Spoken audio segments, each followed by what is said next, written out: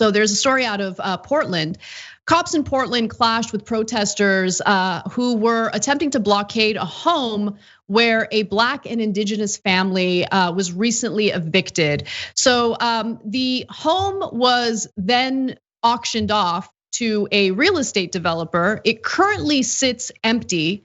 And so the protesters had been occupying that home in an effort to make a point, a very valid point, about how this system is incredibly broken and it leads to people essentially being evicted from their homes as a result of not having the funds to, I don't know, defend family members from ridiculous allegations in court. So the protest basically got crazy once police got involved because they wanted to board up the home. They blocked the streets and they tried to get these protesters out of that area. The owner of the property, which is a real estate developer, where the eviction took place, issued a complaint that people were trespassing.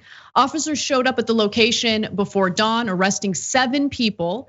Violence broke out between police and protesters in broad daylight near the home, with demonstrators hurling rocks at officers, spraying fire extinguishers, and damaging police cars. Now, the protesters were trying to reclaim this foreclosed home, and the story is so sad, and I know that there are so many Americans out there who have stories just like this. So to give you a little bit of context, and then I want to hear your thoughts, John. The Hill reports that the house had belonged to the Kinney family since the 1950s.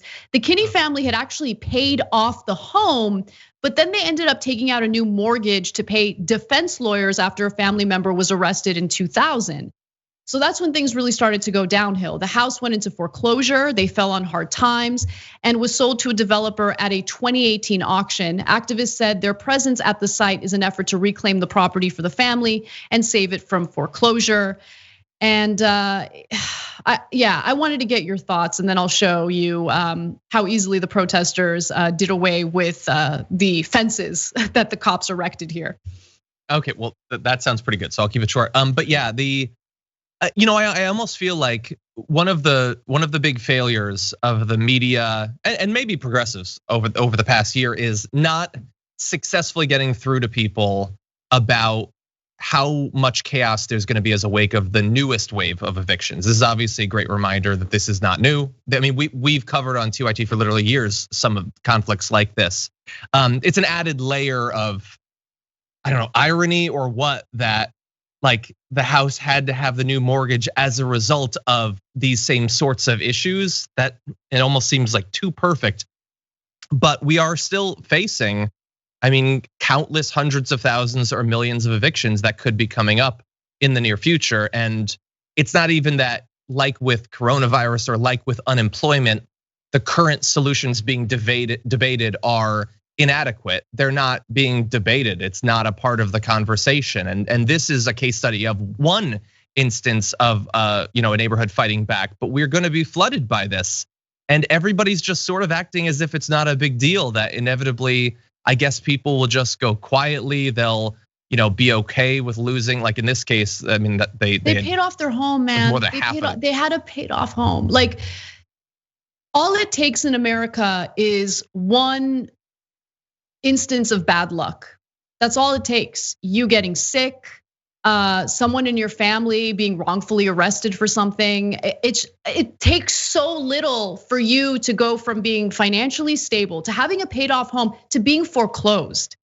And you think the banks care about, like, you think the banks want policies that prevent these evictions? And I apologize, John, I interrupted you, and I hate when that happens to me. But this is just a topic that like drives me crazy, because remember, don't let a good crisis go to waste. This turns into opportunities. Totally. Right? Yeah. For these real estate developers. They love this. They love this. Went to an auction, bought this house at probably a huge discount. It's just beyond frustrating. And a family loses their home. Exactly. And right now, some states already ended their, eviction moratoriums. Every couple of weeks, like another state basically ends it. But what we decided as a country was to stop situations like this from developing, because we understand a lot of people are gonna lose their jobs. We're gonna stop people from being evicted for some amount of time, because the people don't have any money, so they can't pay their rent or they can't pay for their mortgage. So we don't want another foreclosure crisis. But like, the people are barely getting any support, and so every month they're more in the hole than they were before. And then eventually the moratorium goes away. Where are we expecting the magical money, whether in rental or with a mortgage, to suddenly appear from? There's no additional aid. I mean, even the bill that they're debating right now doesn't even include enhanced unemployment insurance over and above what we already had. So I just I feel like we could all see where this is leading, and it's countless situations like in this one. Why don't we pull up the video for B-roll and I'll explain what's going on, because one of the things that the cops did, the police did in this case, was attempt to board up the home to prevent the protesters from trespassing. And they also put up this fence, and it's just they're pretty unstoppable. They're like, no, we're gonna go ahead and tear down this fence. We don't care that it's boarded up. There have been allegations of crime taking place there, and obviously I'm not in favor of that. I don't condone that. I mean, crime outside of alleged trespassing or whatever. But other than that, we also don't know.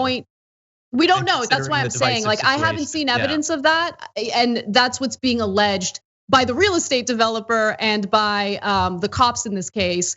And I would say that maybe they have a little bit of a bias, and we should wait to see evidence of actual crime taking place there. But the point that I'm trying to make is the message coming from these protesters is an important message, and it's going to become more important to understand what they're trying to communicate as the next few months develop, as more and more people end up losing their homes. Because you might think, well, that's never gonna happen to me. But again, you're an American, you're living in America. All it takes is one stroke of bad luck and you lose it all. Thanks for watching The Young Turks, really appreciate it. Another way to show support is through YouTube memberships. You'll get to interact with us more. There's live chat emojis, badges. You've got emojis of me, Anna, John, JR. So those are super fun. But you also get playback of our exclusive member-only shows and specials right after they air.